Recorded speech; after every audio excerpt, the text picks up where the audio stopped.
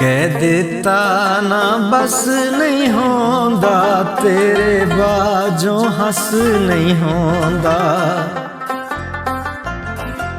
विछड़न वाले अखियां पढ़ ले, किन्ना दुखे दस नहीं होंदा। इश्क मदाने सोच के आवी, फिर इस खेड चो नस नहीं होंदा। तैनू किंज समझाइए साडा, अपने आप ते वस नहीं होंदा। अखियां रो रो अन्नियां होइयां, पर तू टस तू मस नहीं होंदा।